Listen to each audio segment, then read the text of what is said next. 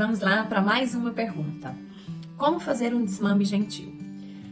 Então, muitas vezes eu recebo essa pergunta, recebo pessoas, pais, geralmente são as mães que vão para o consultório, né, em função do desmame, porque é ligado à relação com a mãe, mas pais que vão em busca de informações de como fazer um desmame gentil.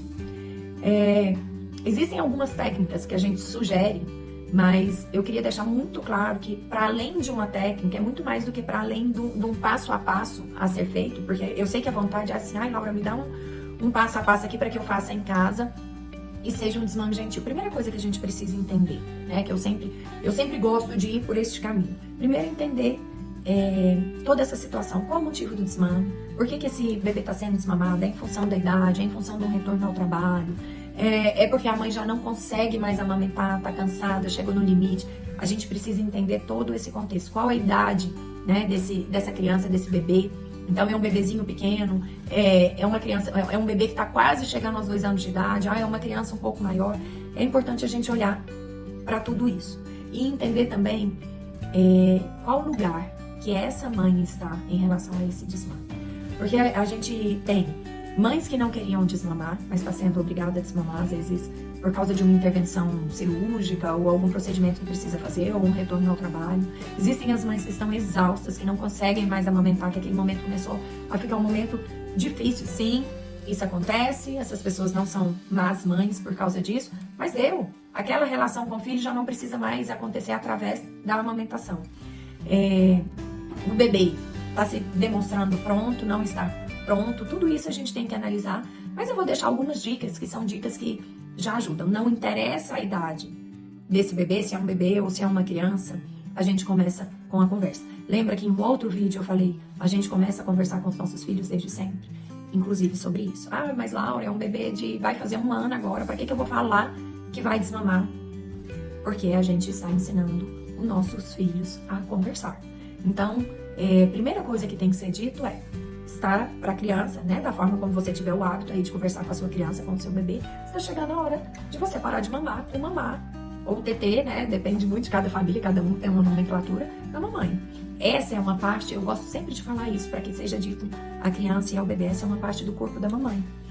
E tá na hora, você tá crescendo, tá na hora da gente começar a tirar, porque pela fala a criança vai assimilando, introjetando isso, e o processo vai ficando cada vez um pouco mais fácil. O desmame, ele tem que acontecer por etapas. Ele é gentil porque ele acontece por etapas. Então, a primeira coisa é o seguinte, quando o bebê nasce, existe a livre demanda, certo? Então, o bebê é recém-nascido, ele é pequenininho, ele está ali numa livre demanda. Chega numa etapa que esse bebê ele já não precisa mais de uma livre demanda. Ele já está com outras alimentações, começou, né, lá 6, 7, 8 meses, começou com outra alimentação. Alguns limites começam a ser colocados. Lembrando que o primeiro corte real a ser feito nas crianças é o desmame, tá? A primeira castração que a gente fala na psicanálise é o desmame. Então, que sejam os limites, não estamos desmamando ainda, mas é uma criança que já está lá para os seus 7, 8 meses, é necessário acabar com a livre demanda, tá? É necessário, emocionalmente dizendo, é necessário começar a colocar alguns limites. Então, o bebê não chega e mama a qualquer hora. O primeiro passo, seja a idade que esse bebê estiver, porque às vezes nós estamos falando, uma mãe que está escutando aqui está com um bebê de 1 ano e meio que ainda está na livre demanda. Primeiro passo, começa a estipular momentos da mamada. Não estou falando de hora, tá? São momentos de mamada. Então, a partir de agora o bebê vai mamar na hora de dormir e na hora que acordar. Isso tudo é combinado com o bebê. A partir de agora você está crescendo, você já não precisa mais do mamar e do TT a toda hora. Nós vamos combinar que você vai ganhar o mamar quando você estiver acordando ou quando você for dormir. Às vezes tem gente que fala, Laura, mas o mamar após as refeições é tão importante pra gente, é o nosso momento importante. Quem vai definir quais são as mamadas que vão ficar no acordo são vocês, de acordo com a rotina e com o dia a dia em casa. Geralmente, quando me pedem orientação, eu tô ali participando de toda a história e eu já faço essa orientação mais direcionada, né, de acordo com a história da família. Então, você vai estabelecer quais são os horários. O bebê ou a criança pediu naquele horário que não é o combinado, é necessário lembrar. Lembra o que a gente combinou? Agora não é a hora. Aí, então, você lembra o combinado, diz que agora não é a hora, né? Faz o corte. Depois disso, você distrai a criança com outra coisa. Não é só sobre ir lá e distrair a criança. Por favor, gente, a gente não só tira o foco. Primeiro a gente explica, a gente acolhe. Se a criança estiver chorando, você acolhe o sentimento. Eu sei que não está sendo fácil para você, é diferente de tudo que a gente já fez até hoje, mas nós vamos conseguir. Agora não é o momento, nosso combinado não foi esse.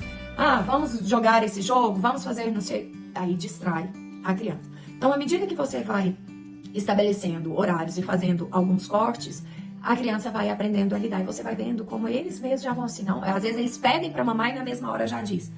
Não pode, né? Não é hora. E aí, assim, você vai diminuindo de tempo em tempo. Aí vai depender dessa janela que você tem. Ah, não, eu tô com pressa do desmame. Então, a cada semana, a cada 2 semanas, você vai diminuindo até que você chega num ponto e diz. Agora, daqui nós vamos ter mais esse mamar.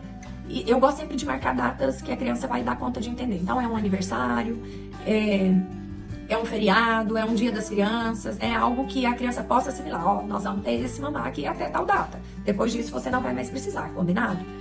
E assim é feito esse desmame. Ah, não, Laura, mas eu tô com tempo. É só porque eu quero começar uma coisa gentil, ainda tenho mais 6 meses. Então, você vai fazendo esses cortes, né, nas mamadas, ao longo do tempo. Você não precisa fazer com prazo, mas já marca. Então, daqui 6 meses é o aniversário dessa criança. Daqui 6 meses, qual é a data?